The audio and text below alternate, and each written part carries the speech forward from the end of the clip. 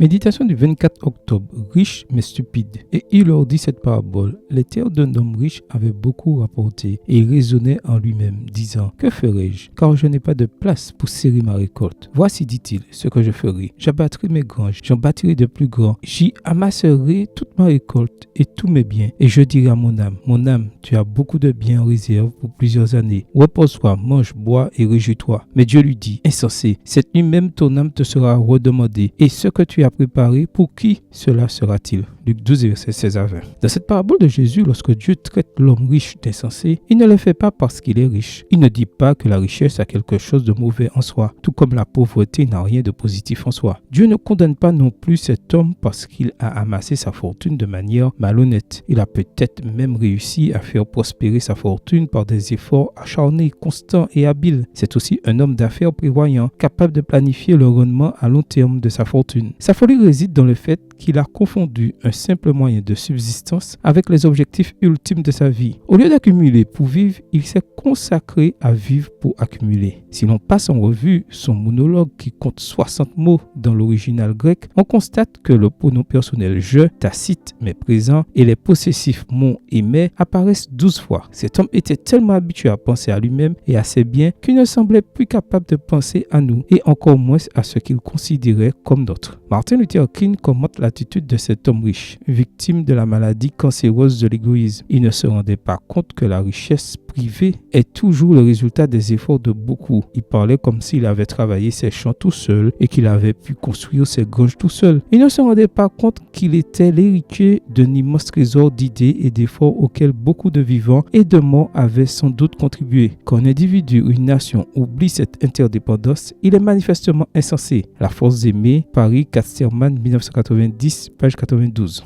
Seigneur, apprends-moi à considérer tout ce que je possède, que ce soit beaucoup ou peu, comme un privilège dont je dois rendre compte, car je suis riche à l'égard de Dieu. Amen. Bonne journée à vous et que le Seigneur vous bénisse.